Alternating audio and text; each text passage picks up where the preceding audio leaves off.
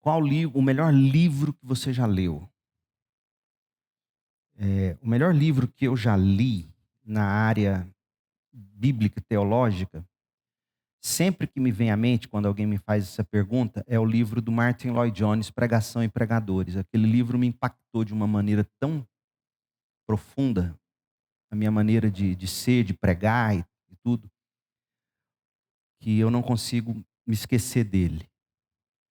Outro livro que me marcou muito foi o livro do Piper, Deus é o Evangelho. Mas este livro do Piper, quanto mais a gente pensa na vida cristã e ouve as pessoas falarem, para mim, esse é o livro mais importante para a sua geração, eu penso, neste momento. Pelo próprio tema. Quando eu não desejo Deus. Eu acho que esse tema é assim, extremamente ousado, honesto. Não é honesto? Eu sou crente. Como, sendo crente, eu não desejo Deus? É honesto, é real, é verdadeiro. Eu duvido que você acorde todas as manhãs desejando Deus. Prova é que qual é a primeira coisa que você faz quando você acorda? Você pega o celular. Você vai tomar seu café da manhã. Não, eu não pego o celular não, mas você vai comer. Tem gente que acorda mal-humorado porque não está com fome, não comeu, tem que comer. Não é? A primeira coisa que a gente faz, é difícil a gente acordar desejando Deus. É difícil a gente ficar desejando Deus ao longo do dia. Fora que há estações na vida da gente em que a gente de fato não deseja Deus. Aí a pergunta, o que fazer quando eu não desejo Deus? O que eu faço quando eu não quero Deus? Quando eu não me alegro em Deus? Essa é uma das perguntas mais recorrentes que como pastor eu ouço de jovens. O que eu faço?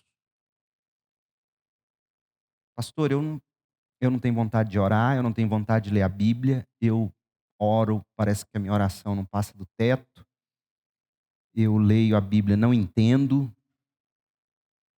Uma vez aconselhando um jovem, no meio do processo, ele teve que chegar à seguinte conclusão: eu tenho TDAH. Eu falei, é provável, eu não sou médico, eu não posso fazer diagnóstico, mas eu penso que você deveria procurar um profissional mesmo, porque muita gente vai descobrir que tem TDAH depois de mais velho. Então pode ser o caso. Você vai precisar de um profissional. Na medida em que você se propuser a ler e você, sei lá que tipo de sintoma você vai sentir, de repente você precisa mesmo. E então esse livro do Piper, Quando Eu Não Desejo Deus, ele é um chamado para uma mudança profunda e radical. Eu não sei quantos conhecem esse artigo do Heber Carlos de Campos Júnior.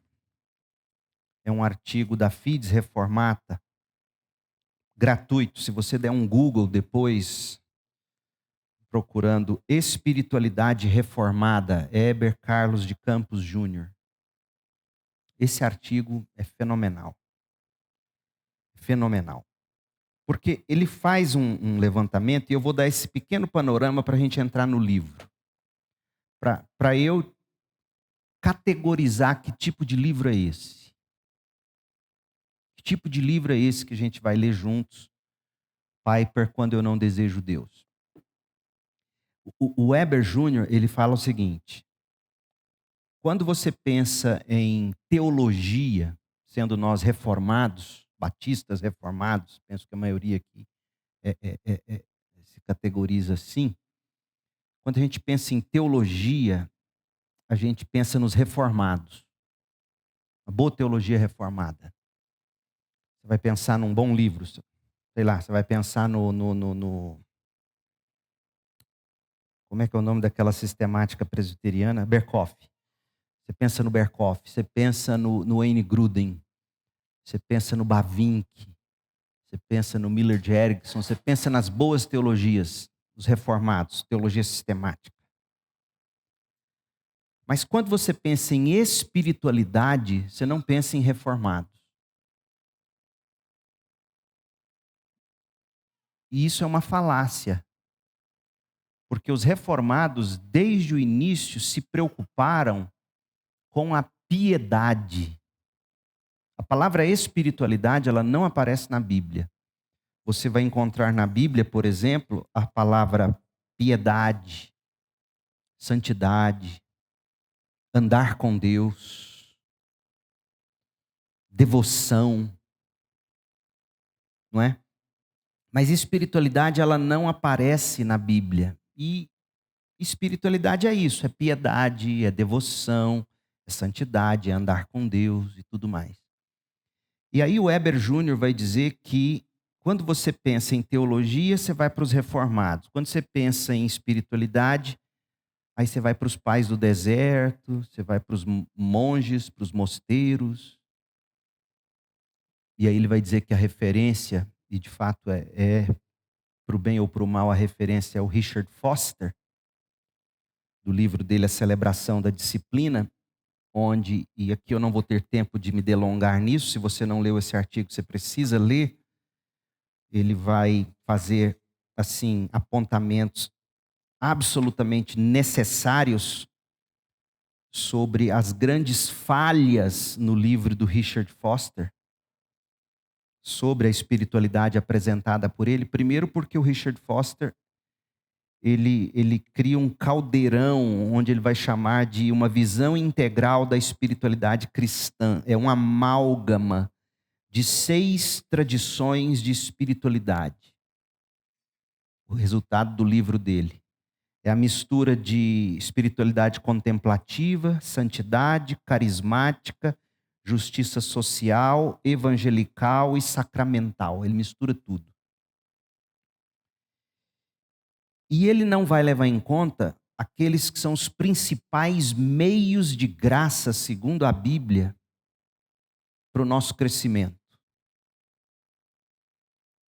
E aí ele vai dizer que é problemático. E ele vai te dar uma lista de autores que são referência da perspectiva reformada, que escreve sim sobre espiritualidade, ou piedade, ou devoção.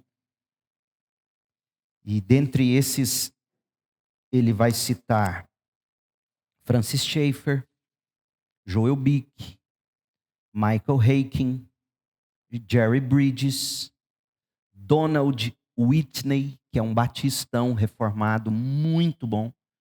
E o livro dele, Disciplinas Espirituais pela Batista Regular, assim, é o melhor com esse título, Ipsis Literis. Ele, assim, ele coloca ao meu ver, o Richard Foster no bolso dezenas de vezes, até pela abordagem teológica do Donald Whitney. Ele é reformado, ele é batista reformado. Então, se você quiser se aprofundar nisso, você pode ver.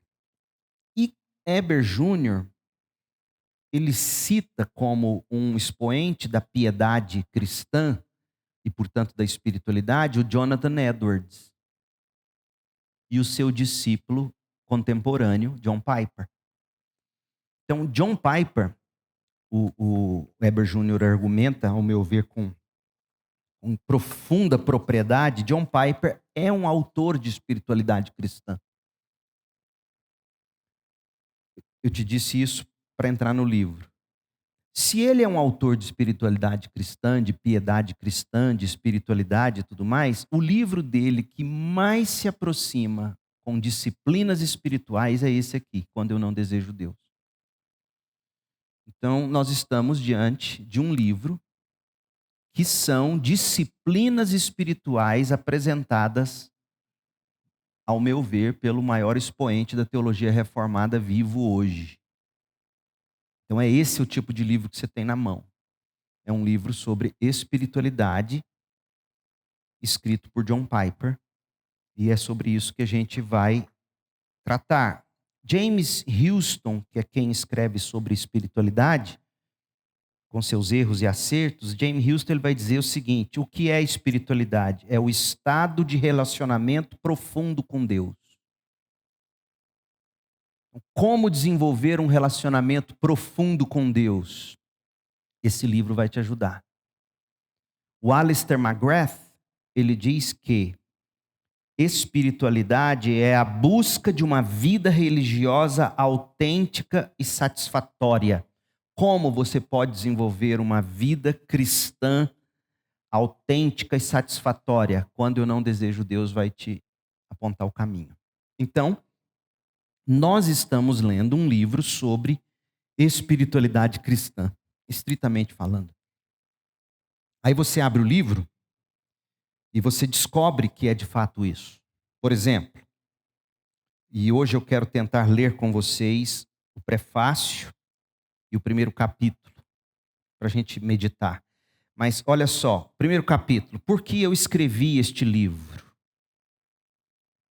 Aí ele vai dizer que é para manter o sacrifício de amor. Qual a diferença entre desejo e deleite? Descubra como nenhum dos dois é o alvo. Isso aqui ele já te dá uma dica tremenda. Ele vai te dizer o seguinte: quando você busca Deus, você não busca Deus pelo deleite, porque senão o deleite seria Deus. Você busca Deus por Deus. E ao encontrar Deus, você se deleita. Isso se aplica à felicidade, por exemplo. Você não busca felicidade. Você busca Deus. E ao desenvolver um relacionamento com Deus, como sendo Deus o fim e não um meio para a felicidade, mas o fim, você acorda um dia e diz: eu sou feliz. E assim por diante. Então ele vai te ajudar a perceber essas coisas. O chamado para lutarmos pela alegria em Deus. Como? Levando a sério a ordem de Deus para nos deleitarmos nele. Tem que levar isso a sério. 4. A alegria em Deus é uma dádiva de Deus, fazendo nós mesmos o que deve ser feito para nós. A alegria é uma dádiva, mas eu ainda assim uso de meios para obtê-la, ou para desfrutá-la. 5. A luta pela alegria é uma luta para ver a glória de Deus em Cristo. Não é à toa que a pornografia ela é tão viciante. Porque a pornografia apela para o ver. Então, a luta pela alegria é uma luta para ver a glória de Deus com os olhos do coração. Como eu consigo fazer isso? 7, o valor da palavra de Deus na luta pela alegria. Então, ele começa a entrar aqui no primeiro grande meio de graça. A palavra de Deus, a Bíblia. Então, o valor, observar a dimensão dessa arma poderosa, a Bíblia, como uma grande espada nessa luta pela minha alegria. Como manejar bem a palavra na luta pela alegria. Está vendo como que é um livro sobre disciplinas espirituais? A Bíblia. Por isso que toda boa teologia sistemática, toda boa teologia sistemática, que é o estudo das doutrinas bíblicas, ela, segundo a tradição reformada, ela vai começar com o tópico Bíblia e não Deus. Por quê?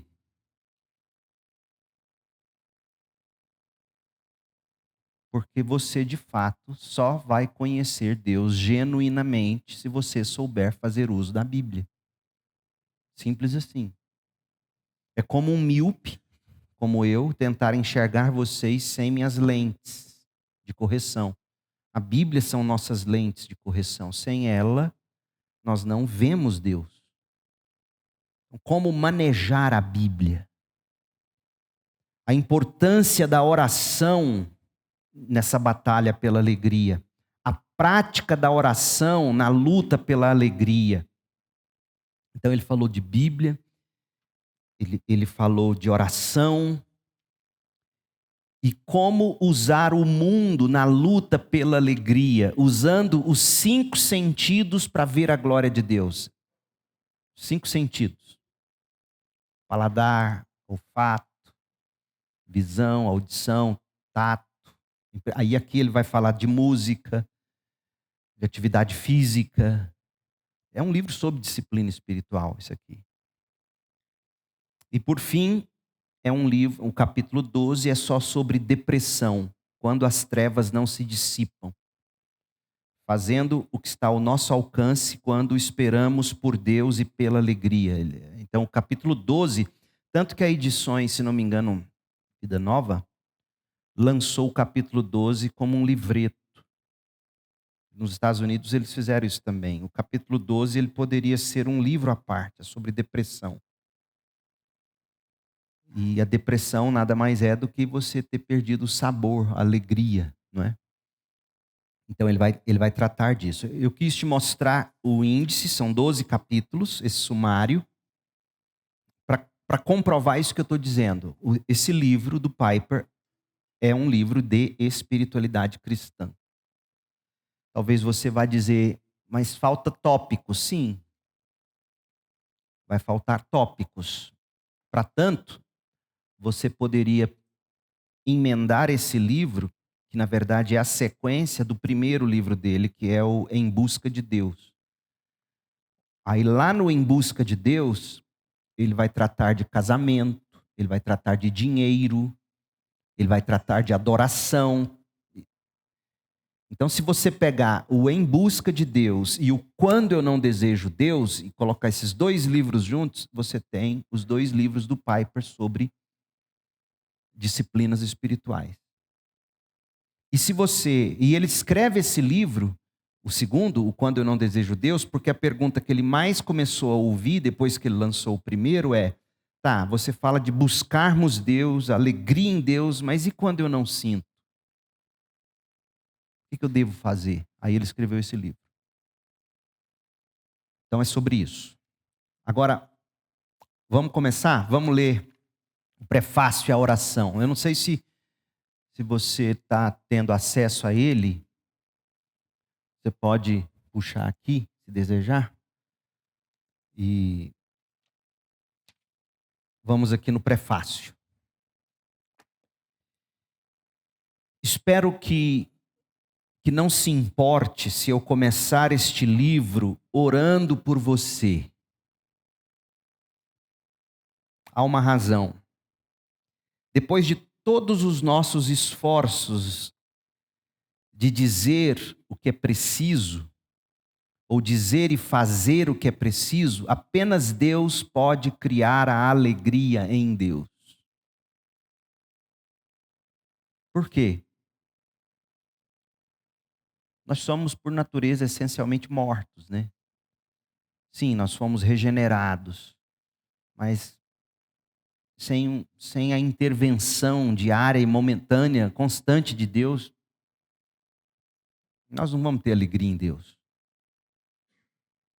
Por isso que os antigos santos não só buscavam a alegria, como também oravam por ela. Salmo 90, verso 15: alegra-nos por tantos dias quantos nos tens afligido, por tantos anos quantos suportamos a adversidade. Alegra-nos, é o pedido dele. Ou Deus faz isso, ou nós não teremos alegria. Ou Deus nos alegra, ou nós não seremos verdadeiramente alegres. Outra coisa interessante, você notou aqui que ele atribui às mãos de Deus não apenas a alegria, mas também a aflição. Você percebeu o que ele está dizendo aqui, ó? Alegra-nos por tantos dias quantos nos tens afligido. Ele está se referindo a quem? Quem tem afligido quem aqui? Deus tem afligido o salmista. Ou seja, no Antigo Testamento, nenhum santo jamais teve crise de fé sobre a soberania de Deus. Todos creram nela. Nunca foi uma crise. Nem Jó duvidou da soberania.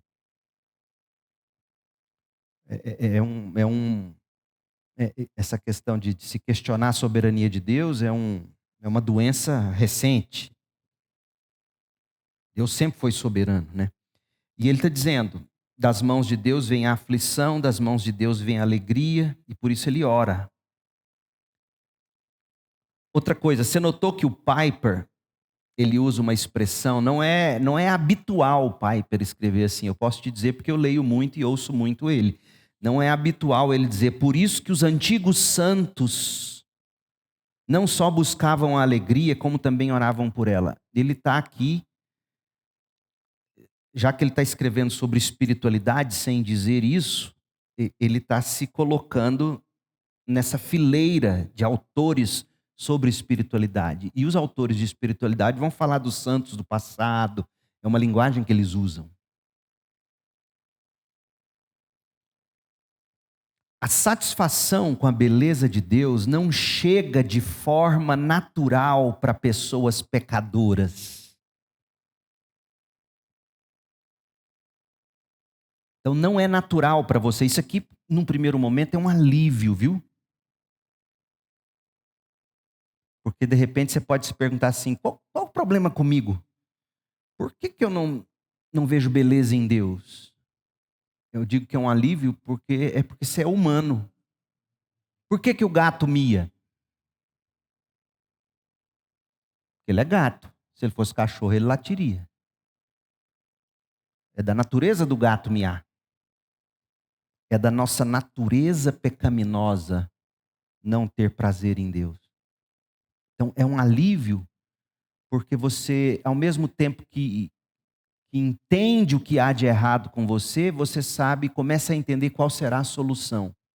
Ou seja, você, no seu estado natural, entregue a si mesmo, você não desfrutará de satisfação com a beleza de Deus.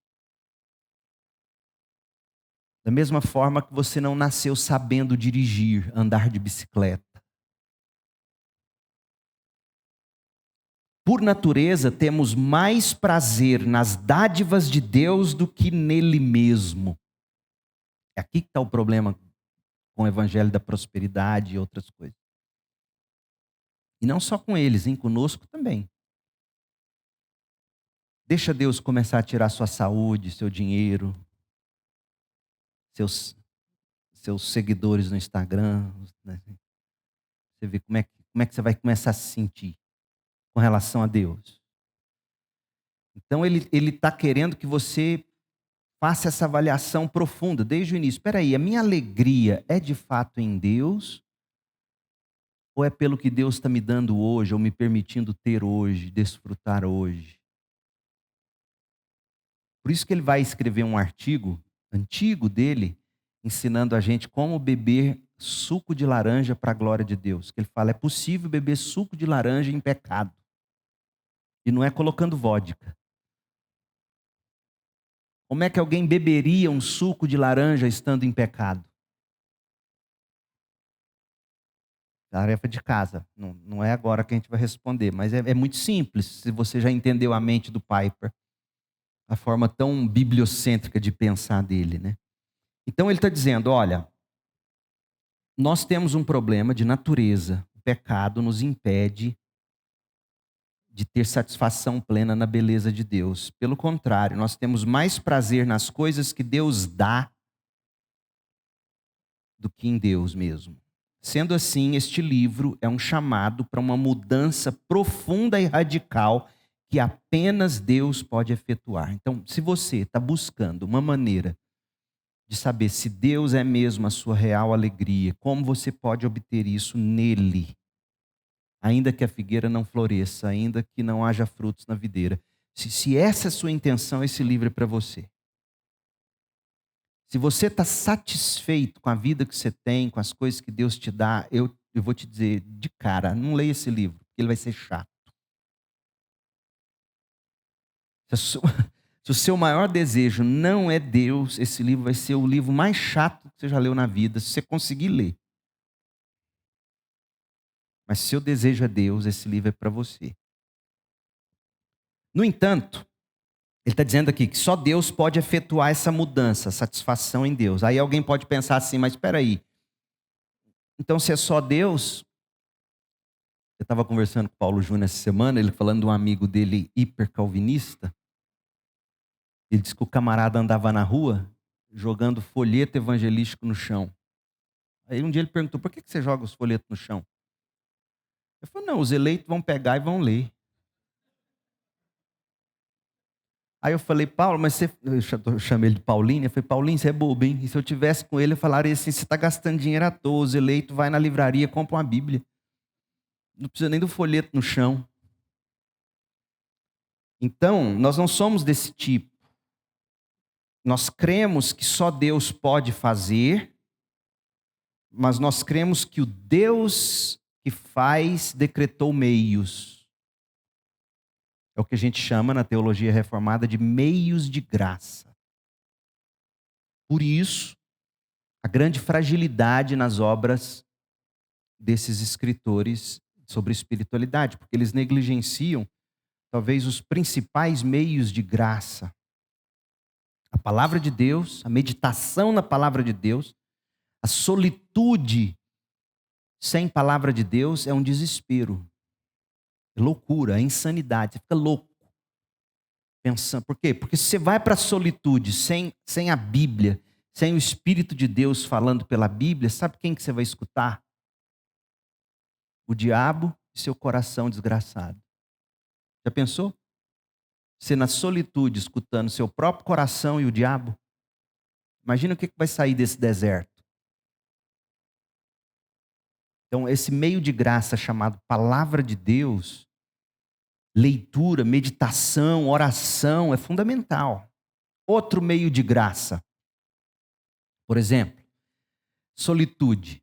Você se isolar do mundo, é o que os pais do deserto vão falar para a gente, que a gente tem que se isolar do mundo e ir para o mosteiro. Mas você já parou para pensar que em Efésios capítulo 4, quando Paulo distribui dons, pastores, para capacitar os santos, para que os santos desempenhem seu ministério, qual era o objetivo final lá? Para que todos nós, qual é o verbo? Cresçamos, atinjamos aí a maturidade, para não sermos jogados de um lado para o outro. Ou seja, há um crescimento espiritual, se é isso que a espiritualidade procura promover, se a espiritualidade procura promover seu crescimento espiritual, seu relacionamento com Deus, pois o próprio Paulo está dizendo que um meio de graça de Deus para que isso aconteça é o oposto da solitude. É a igrejitude. É viver no corpo. É ser ministrado pelos santos. É ouvir pregação, receber discipulado, fazer discipulado, aconselhar, ser aconselhado. É isso. É meio de graça. É assim que se cresce. Está lá em Efésios. Mas você vai ler esses camaradas, eles vão estar voltados para a vida interior, para o isolamento do indivíduo em si mesmo. E Piper está dizendo, a obra de Deus, no entanto, Deus usa meios, os meios de graça. E aí ele continua. Se eu não acreditasse que Deus usa meios para despertar a alegria nele, eu não teria escrito esse livro. Espero que você o leia e que os olhos do seu coração se abram a Deus, que é infinitamente desejável. Ele se faz conhecer em seu Filho Jesus Cristo, que é o resplendor da glória e a expressão exata do seu ser. Hebreus 1:3. Ver e desfrutar dessa glória é a fonte de toda alegria infinda. Deixa eu te dar um exemplo. Everaldo, você está casado há quanto tempo? 36 anos. Você namorou quanto tempo? 8 meses para casar. Você tinha que idade? Você tinha 21 anos. Sua esposa, à época namorada, tinha quantos anos? Ela tinha 12. Você tinha 21. Que situação.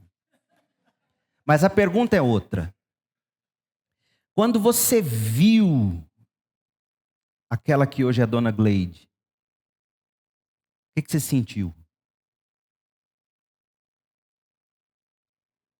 Você foi capturado, não foi?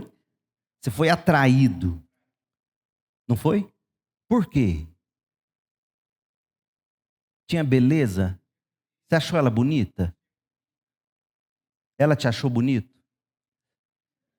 Isso é importante. Entendeu onde eu quero chegar? A gente busca ser cativados, capturados por beleza. A gente busca isso. Lugar bonito, roupa bonita, gente bonita. A gente gosta disso. Nós fomos feitos para beleza. Então, é isso que Piper está dizendo. Ele está dizendo que ver e desfrutar dessa glória é a fonte de toda alegria infinda.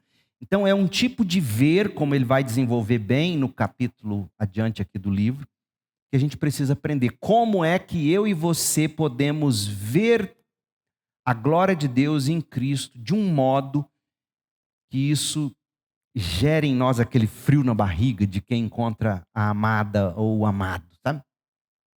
Aquela coisa que te cativa, que te controla. Essa é a melhor expressão. Isso que eu queria que ele falasse. Quando você conhece a pessoa da sua vida, de algum modo aquilo te controla. Você pensa em como agradá-la ou agradá-lo. Você se veste de um modo, no melhor sentido do termo, tá? A seduzi-lo ou seduzi-la. Você é controlado por essa beleza, por essa pessoa. Ainda que a beleza não seja física. A beleza de caráter, a beleza de personalidade, jeito de ser. Você já deve ter falado de alguém ou visto alguém dizer assim para você: fulano não é tão bonito, mas é gente boa. E isso faz ele ser bonito. Você conhece gente assim? Né, Ricardo? Você não é tão bonito, mas é gente boa. É brincadeira. Mas não é assim, a gente não passa por isso. Tem gente que não é lá uma beldade, mas... Então, a gente tem que aprender a ver. Como? O Piper vai nos ensinar. Esses são os meios de graça. Uma pessoa, aí ele vai falar do capítulo 12, que é o capítulo último do livro, que vai falar sobre a depressão, né? Aí uma pessoa me perguntou, diz ele, por que eu não coloquei o capítulo 12 no início do livro para depois discutir a solução do problema? Ou seja, eu apresento o problema da depressão, dou algumas dicas de como combatê-la e depois eu gasto o resto do livro te dando ferramentas. Aí ele diz, a razão é que eu sou incapaz de solucionar o problema da depressão. Deus, porém, pode fazê-lo. Em seu devido tempo, Deus o fará. Para todos os que experimentaram sua graça salvadora, no devido tempo, Ele o fará. Ao anoitecer pode vir o choro, mas a alegria vem pela manhã. Salmo 30, verso 5. E quando a alegria vem de Deus e não deste livro. Ele está te ensinando a ir para Deus. Ainda que Ele esteja te apresentando meios. Ele quer que você seja uma criança desmamada. Você vai para Deus. Espero que você não se desespere, mas que se volte para Deus em oração. O capítulo 12 está no final, porque quando termino de fazer tudo o que eu consigo, as trevas ainda podem permanecer. Você já deve ter se sentido assim. Você fez tudo o que tinha que ser feito, mas você continua triste, você continua mal. E aí Piper diz, eu espero que você não se desespere, mas que se volte para Deus em oração. É isso que eu faço agora por você. E aí ele vai orar, encerrando o prefácio. E eu queria que você fechasse os olhos, e eu vou ler em espírito de oração, e essa será a nossa oração na medida em que a gente por caminhar por esse livro. Porque veja, nós não estamos aqui praticando uma leitura apenas. A gente está em busca de algo. Deus. E como ele diz no prefácio, só Deus pode fazer isso em nós. Nós não estamos aqui em busca de ajudar você a ser o melhor leitor apenas. Eu nem seria a pessoa mais indicada para fazer isso. Eu te apontaria aí, sei lá, 2, 3 cursos de excelentes professores para te ajudar a aprender a ler bem. O ponto aqui não é este. O ponto aqui é um encontro com Deus. Então feche os seus olhos e eu vou orar lendo. Ó Pai, eu oro e te peço que todos nós que lemos até aqui, tenhamos a motivação e a força de continuarmos a ler, pelo menos até onde seja útil para a nossa fé. Ó Pai, nós oramos para que leiamos com inteligência e tenhamos discernimento, a fim de, se John Piper falhar, nós o percebamos e não sigamos o caminho do erro. Protege-nos do maligno que distorce a verdade e engana. Dá-nos o auxílio maravilhoso do Teu Espírito para que vejamos mais verdade do que Piper mesmo viu e escreveu. Que os olhos do coração de todos nós se iluminem com a glória de Cristo por meio destas páginas, ó Deus. Ó Senhor, remove cada obstáculo que possa nos cegar e mostra-nos a Tua glória. E assim, concede-nos mais alegria do que toda alegria que o mundo pode dar. E por essa alegria em Jesus Cristo, prepara-nos para amar, para servir e para nos sacrificar. Por meio dessa alegria com a qual suporta cada um a sua cruz, ó Senhor, faça com que o mundo saiba como Tu és verdadeiramente digno. Em nome de Jesus oramos. Amém. Pergunta, alguma interação até aqui? Diga, Paulinho. Pode ser sim. Pode ser sim. Pode ser alguém que, como o salmista vai dizer, né? Um dia eu provei, foi tão delicioso e agora não estou provando mais. Pode ser a súplica. Porque muitas vezes a gente vai passar por isso, né? A gente provou de Deus, a gente não está provando mais. Aí a gente quer mais. Por mais que você não esteja querendo ou provando, o fato de você desejar mais glorifica.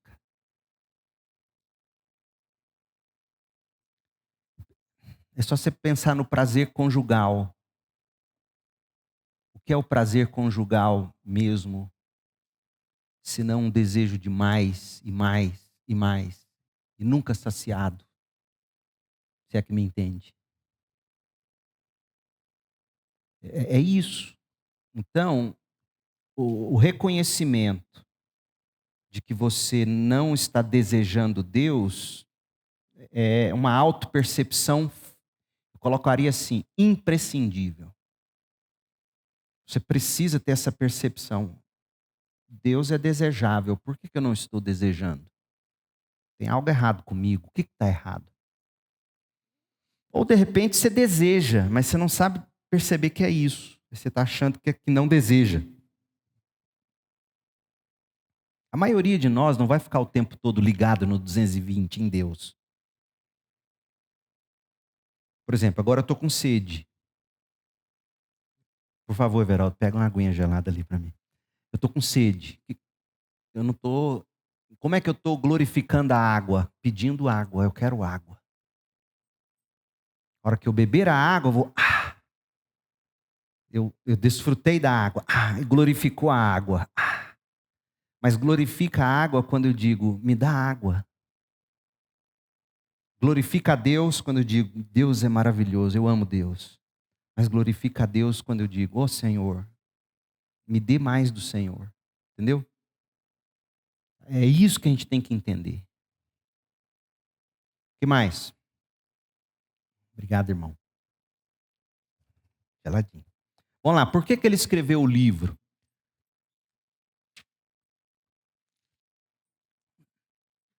O hedonismo cristão, deixa eu me explicar isso. Essa é uma doutrina que o Piper cunhou. Hedonismo é um termo muito feio na nossa cultura. A gente prega contra o hedonismo, o prazer pelo prazer. A gente prega contra ele. E com razão, até certo ponto. Mas o hedonismo, quando ele é direcionado para Deus, ele é corretíssimo. Porque a melhor maneira de você glorificar Deus é buscando prazer nele, com ele, para ele. Eu já usei esse exemplo várias vezes aqui. O exemplo é do Piper. Digamos que você queira casar com a moça com a qual você namora e diga, não, sabe por que eu quero casar com você? Porque eu sei que você cozinha bem. Eu sei que você sabe passar bem minhas roupas, vai saber passar, lavar, cozinhar, cuidar da casa. Ela vai dizer, arruma uma diarista. Não glorifica. Mas olha, eu quero casar com você, porque estar do seu lado é prazeroso.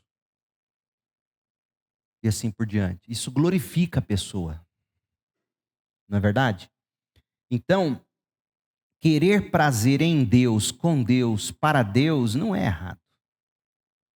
Pelo contrário, é corretíssimo. Veja, a gente aprendeu muito, é muito mais estoico do que cristão. Você dizer que ética, a boa ética é você fazer pelo que é certo. Apenas porque é certo. Só que Deus não nos criou assim. Quem desenvolve isso muito sabiamente é o C.S. Lewis, no livro dele. Meu pai. Hã? Não, era um livro de sermões dele. É um dos antigos. Peso da Glória.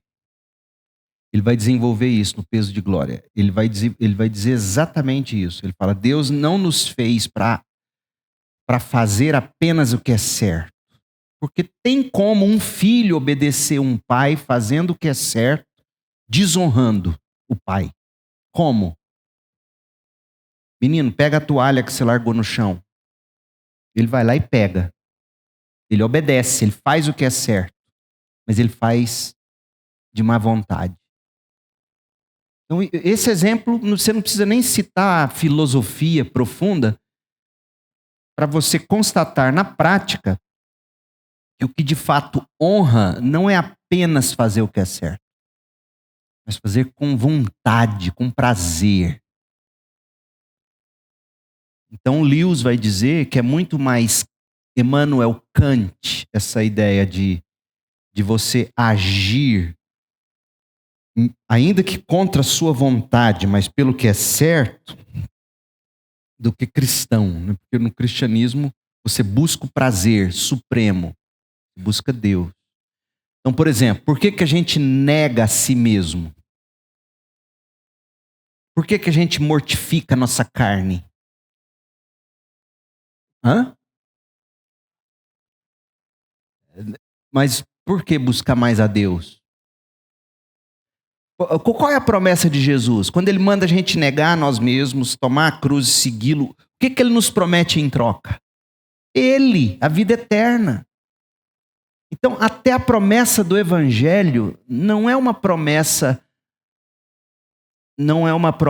que te... Até a maior exigência do evangelho, melhor dizendo, até a maior exigência do evangelho não é uma exigência calcada apenas no que é certo, mas te dá uma promessa. Se você negar a si mesmo, se você tomar sua cruz, você terá ninguém menos do que Deus no final. Vida eterna. Ou não é? O Evangelho te põe uma promessa. Ele não apenas te diz, você tem que fazer porque é certo, não pode fazer porque é errado. No Evangelho não é isso, não é Evangelho, isso é moralismo. O Evangelho te dá promessas. Então é isso que Piper quer dizer com o hedonismo cristão. É você buscar o prazer em Cristo. Cristo é fim, não tem nada além dele. Não é? Então, ele é muito criticado nos Estados Unidos, hoje é menos, por causa da palavra hedonismo, porque nós crescemos ouvindo que essa palavra ela é uma desgraça, e ela de fato pode ser uma desgraça. Mas não é disso que Piper vai desenvolver isso melhor, se você quiser aprender mais, e eu te recomendo, no livro Em Busca de Deus. Ele vai desenvolver melhor isso. Hedonismo cristão é uma doutrina libertadora e reveladora. Ela prega que o valor de Deus brilha de forma mais radiante na alma de quem encontra satisfação mais profunda em Deus. Ela prega que o valor de Deus é maior na alma de quem tem mais satisfação profunda em Deus. Por que você gosta de Deus? Por quem Deus é. Ponto. Não é pelo que dá, deixa de dar, pode dar, não. Pelo que Ele é. Está claro isso? Então isso é... Assim sendo, o hedonismo cristão é uma doutrina libertadora porque confirma o nosso desejo inato de alegria. Para você ser crente, você não precisa anular sua alegria. É isso que ele vai desenvolver. Você tem que aprender a colocá-la na pessoa certa. Só isso. Porque qual a ideia que a gente tem de crente? Né? Um povo chato, que não ri, né? Que não depila, que não passa perfume. É um negócio esquisito. Não é assim? Então, é reveladora porque mostra que ninguém deseja Deus com a paixão que Deus exige. Então, ela é libertadora. Por que ela é libertadora? Porque ela diz, você não precisa anular a sua alegria. Você tem que redimir a sua alegria. Isso é libertador. Opa, então para ser crente, eu não preciso deixar de ser alegre? Não, mas presta atenção, você tem que redimir essa alegria. Você tem que redimensionar o foco. Então isso é libertador. Eu poderei de fato continuar buscando alegria. E é revelador porque eu vou descobrir que eu não desejo Deus com a paixão que Deus exige que eu o deseje.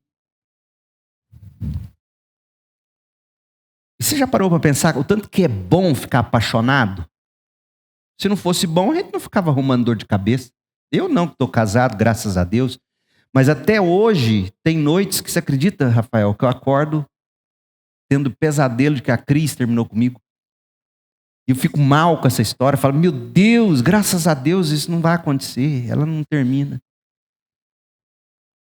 Mas é bom demais estar apaixonado.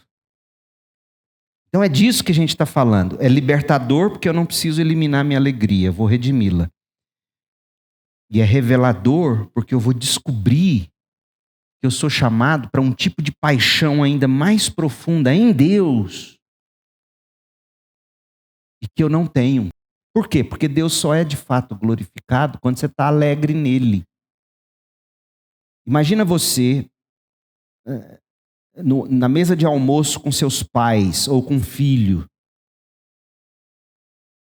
Se está todo mundo sentado ali comendo a mesma refeição de domingo e está todo mundo ali só por obrigação e não pelo prazer de estarem com o pai, com a mãe, tudo junto,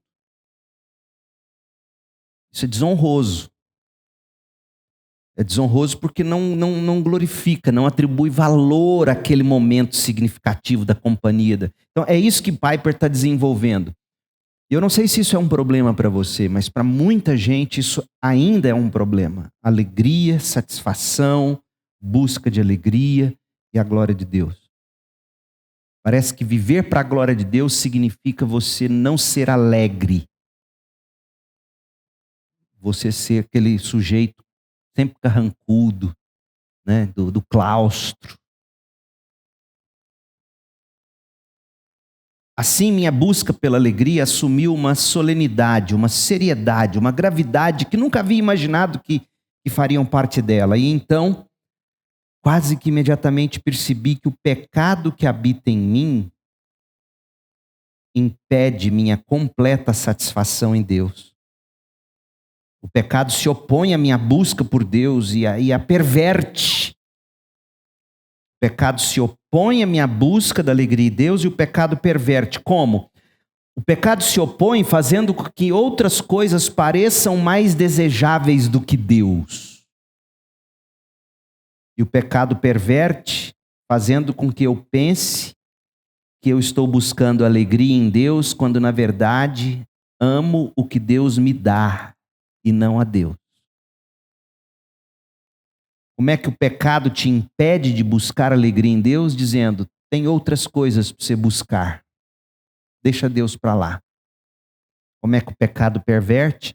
Quando você busca Deus não por Deus, mas você busca Deus por algo que Ele pode te dar. Descobri o que crentes melhores do que eu descobriram antes de mim. O contentamento completo em Deus é meu lar definitivo. Mas ainda estou longe, apenas a caminho. Agostinho escreveu o seguinte a esse respeito em uma de suas orações. Abre aspas. Surpreendi-me com o fato de, apesar de amar-te agora, não ter permanecido em tua alegria. Tua beleza me cativou, mas logo fui arrastado para longe de ti por meu próprio peso e consternado lancei-me novamente às coisas do mundo, como se estivesse sentindo o aroma da comida, mas ainda não fosse capaz de prová-la. Eu paro aqui, porque eu quero que você leia esse capítulo inteiro para o nosso próximo encontro, com este livro na mão. Eu acho que esse vai ser o formato que a gente vai adotar. Eu introduzo o capítulo, você lê o restante, a gente volta no próximo encontro, revisa o capítulo e eu começo o seguinte. Tá bom assim? Tá claro assim? O que a gente conseguiu captar aqui hoje? Eu queria ouvir um ou dois ou três de vocês para a gente concluir. O que ficou para você desse primeiro encontro com o livro? É possível ter alegria e prazer em Deus. E essas coisas não são pecado. E alegria e prazer em Deus é essencial para que eu o glorifique de verdade. Hã? É um mandamento. Qual texto você está falando? Alegrai-vos. Filipenses 4:4. Isso. Piper vai usar muito esse texto. Filipenses 4:4 principalmente. Isso é catolicismo romano. A gente é muito mais católico romano na prática do que a gente imagina. Você pode repetir isso, porque isso é muito importante o que você está dizendo. E a outra coisa é o seguinte, é você achar que ao fazer essas disciplinas, automaticamente você vai, pronto, ler a Bíblia. Nossa, eu estou com prazer em Deus.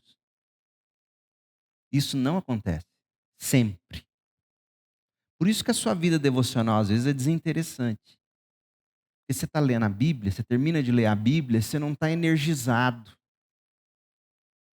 Como você fica, às vezes, se de repente vê um rios. Aí a gente pensa o quê? Por não estar se sentindo energizado, não teve utilidade esse negócio de ler Bíblia. Mas isso está te alimentando, é como comer. a comida. Você não está lembrando do que você almoçou, do que você jantou ontem, do que você comeu domingo passado. Né? A disciplina pela disciplina, não. Foi bom você ter dito isso, David, porque a disciplina pela disciplina, a gente não. A não ser que você elabore melhor o que você está dizendo, eu não tenha te entendido corretamente. Ah, sim, aí eu te entendi. Aí você está correto. Tem gente que tem mais, encontra o prazer por ser uma pessoa disciplinada e não por ter tido um encontro com Deus. Isso aí é verdade. Isso é um perigo. Principalmente pessoas que têm muita necessidade de controle, de rotina. Ela se sente bem pelo simples fato de ter cumprido uma rotina, ter feito a leitura bíblica do dia. Aí eu já te perguntar, o que você leu hoje? Ele vai lembrar, mas o que você tirou da leitura? Não sei. Esse é um risco. E que o Robert Murray McCheyne, que fez aquele plano de leitura bíblica, falava, olha, para você seguir esse plano, mais importante que você ler as 4 colunas por dia, é você de fato ter tido um encontro com Deus. Certo? É isso. O que vocês sugerem para os próximos? O que vocês estão achando do formato? Queria ouvir. Tá bom, então, vocês vão fazer o quê? Vocês vão ler o livro na próxima. Você vai pegar uma lapiseira, vai ler, vai sublinhar, vai rabiscar, vai fazer suas anotações. Não se preocupe em ler muito. Se para daqui um mês, que é quando a gente vai voltar com esse livro, que semana que vem é outro texto, se você conseguir ter lido a introdução, prefácio e o capítulo 1, mastigadinho, conseguindo colocar nas suas palavras, você já vai ter dado um salto tremendo. Tem coisas que elas, e ainda mais Piper, às vezes o Piper, uma frase dele requer que você desembrulhe ali. E adiante nesse capítulo, ele vai nos dar boas citações, ele vai trazer citações de C.S. Lewis, de Gerhard Voss. Ele vai trazer boas citações para você se apetecer e meditar. E se você conseguir ler o capítulo 1 e o 2, que é o que a gente vai introduzir na próxima, melhor ainda. Tá bem? É isso. Deus abençoe. Obrigado. Paz.